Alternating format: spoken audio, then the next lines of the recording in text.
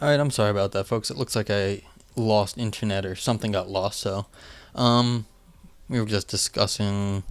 Don't know exactly where it got lost, but hey, it's okay. I'll just restart this paragraph and we'll keep going. It's unusual, but what are you gonna do? The reason physicalism is most often stated in terms of global rather than individual supervenes is not to avoid conflict with the Constitution view or anything like it, but to account for extrinsic mental properties. The least controversial case involves so-called wide content. Let the god of the philosophers create ex nihilo, a physical duplicate of me as I am now.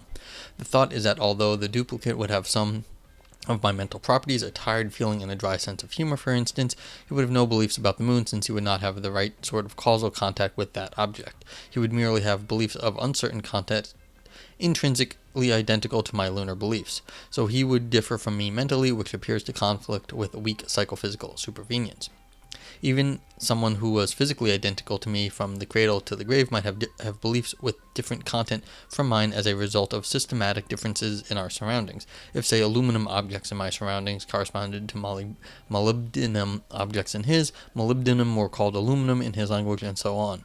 This is taken to be compatible with physicalism, and is consistent with global psychophysical supervenience, as it does not entail any psychological difference between physically identical world. But weak supervenience can account for this just as well if it includes extrinsic physical properties. My doppelganger created ex nihilo would differ from me in his extrinsic historical physical properties. He would not have his thought and speech affected by heavenly bodies in the way that mine has, and my cradle-to-grave doppelganger would differ from me in his physical surroundings, which contain different metals. All these beings would be intrinsically physical duplicates of me, one temporarily, the other permanently. They would not be physical duplicates simplicator. Neither scenario would conflict with the strong or weak individual supervenes of the mental on the physical, thus broadly construed.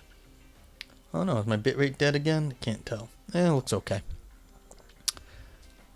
Most of those who call themselves physicalists would be just as happy to accept weak psychophysical supervenience taken to exclude extrinsic properties as the usual global supervenience claim.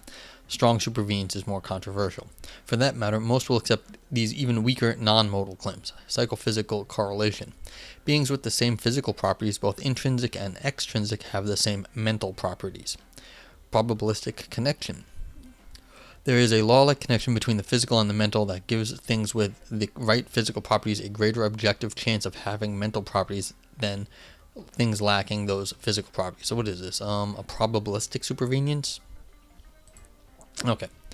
Yet all these claims are incompatible with the existence of Constitution zombies. The Constitution view says that your body is physically identical to you but lacks any mental properties, flatly contradicting the psychophysical correlation. What's more, well, what is the status of this correlation?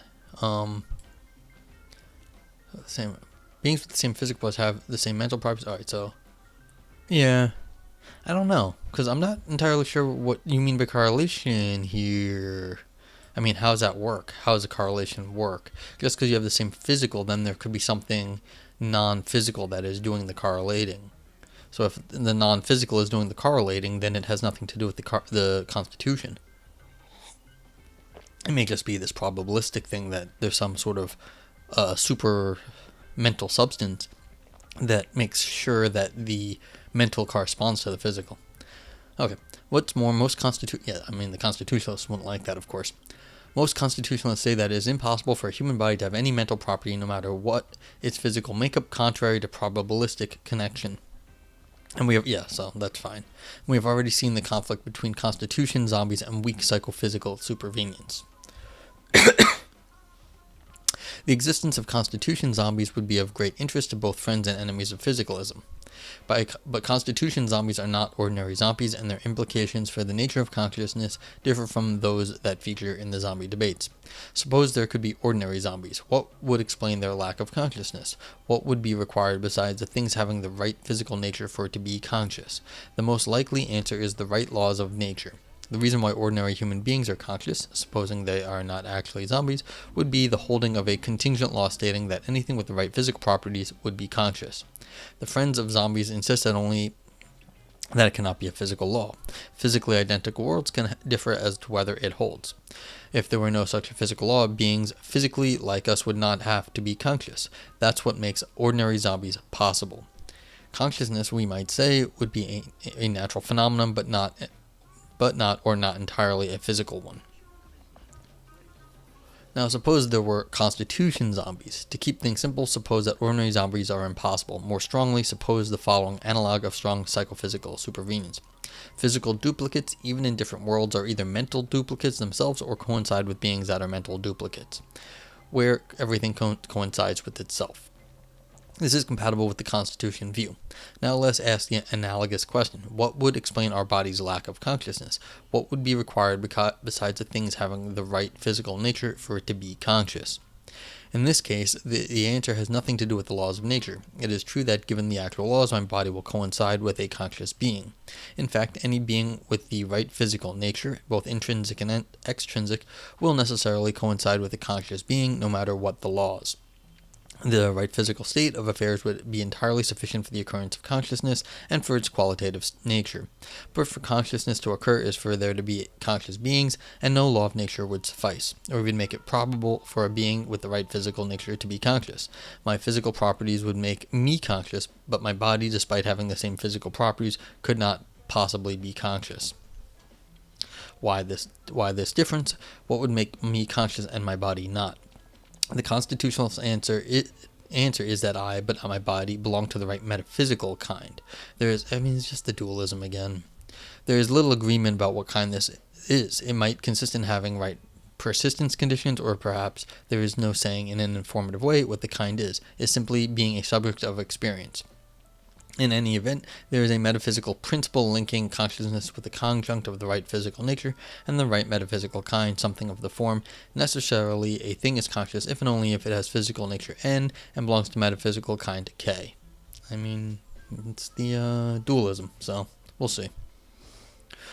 What bridges the dualist gap between a thing's physical nature and its being conscious is not a law of nature, but a metaphysical principle. We might put this by saying that consciousness is a metaphysical phenomenon and not entirely a natural one, and it would not be just consciousness that had this essential metaphysical ingredient, but mental properties generally, since according to the Constitution view, our bodies have no mental properties at all. Or if bodies lack only some of our mental properties, it would be that those are metaphysical rather than natural. It may be both that there are constitution zombies and that ordinary zombies are possible. A zombie apocalypse. That sounds like fun. We have a coronavirus apocalypse, though, at the moment. In that case, two conditions would need to hold for a thing with the right physical properties to be conscious.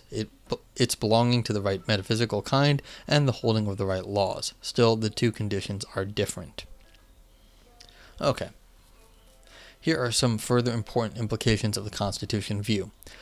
Consider type physicalism or type identity theory, the view that all mental properties, types or universals, are physical properties. To hold for rain, to feel worried, to hope for rain, to feel worried, or to smell the scent of violets is to satisfy some physical condition. Really? Okay, whatever. It won't be a simple psychological condition, of course, a certain neural configuration and the like. It will have to be a property that is physiologically very different from us. Beings physiologically very different from us can have. It is likely to be some sort of causal or functional role that can be filled by different physical mechanisms, neural mechanisms in human beings, hydraulic mechanisms in Martians, or what have you. It is a high-level physical property that can be multiply realized, sure. But on the Constitution view, mental properties could not be physical properties of any sort. My body would have all my physical properties, even high-level multiply realizable ones, yet lack at least some of my mental properties. Some of those mental properties must therefore be non-physical. On the most versions of the Constitution view, our bodies have no mental properties at all. That would rule out even weaker claims that some mental properties are physical. Suppose I hope for rain. If this were a physical property, my body would also hope for rain since it shares all my physical properties. Yet my body is supposed to have no mental properties. It follows that hoping for rain cannot be a physical property, even a high-level multiply realizable one. The same would go for all mental properties. They would be non-physical, every one. Whether this applies to ordinary zombies depends on whether they can have any mental properties at all. whether they could have propositional attitudes, for instance, without being conscious. If so, mental properties they can have may be physical. Most self-styled physicalists accept some version of type physicalism. Virtually all of them accept token physicalism, a doctrine not about mental properties or universals or types, but about particular mental states or events or tokens. Philosophers of mind take it for granted that I have a headache, if there is such a thing as a particular headache that I have. It is not a property that could exist without my having it or be shared with someone else, but a particular state essentially attached to me. According to token physicalism, that pain is a physical state. More generally, every particular mental state or event is identical to some physical state or event. This allows that the shareable property of being in pain or being a property of being a pain or being in pain may be non-physical, so that what makes my headache a pain is different from what makes the sort of physical state it is. Token physicalism does not entail type physicalism. Yeah. Oh man, it's raining hard out here, but that's cool. But the Constitution view appears to rule out token physicalism too. If my headache is a particular physical state of me, then my body, this biological organism, will also be in that state. We are made of the same matter, and there is no physical difference between us. How then could we be in different physical states? That would be like saying although my body and I are shaped exactly the same, we nevertheless have different shape tokens. I have one shape and my body has another. Hylomorphism, it's amazing. That looks unintelligible. If there are such things as shape tokens, my body and I share the same one. And if there are such things as particular physical states, my body and I share the same ones too. So it seems anyway. But if my pain is a physical state, then my body is also in that state, that is, in a state of pain. It follows that my body is in pain and not a zombie. If my body is a zombie, then the mental state tokens cannot be physical state tokens, contrary to token physicalism.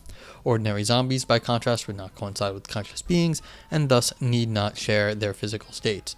Their possibility is consistent with token physicalism.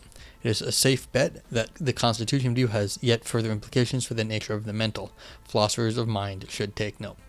Okay, despite my grumpiness, this is a very nice paper. This is applying some sort of mereological theory to philosophy of mind and showing that the normal ways that physicalists get away from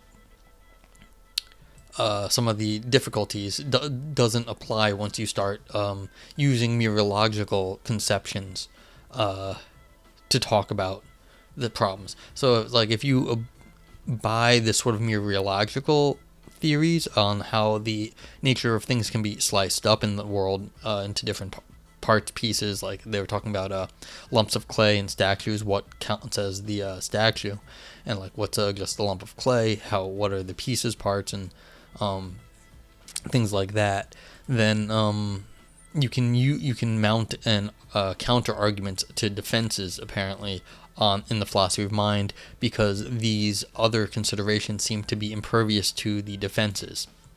So that's pretty clever. That said, it's applying mereology to a very, very, very old debate, and I'm not sure that, I guess, and so the whole point is that the modern defenses against this old debate don't apply once you're using this other scheme to break things down, to analyze the situation. Now,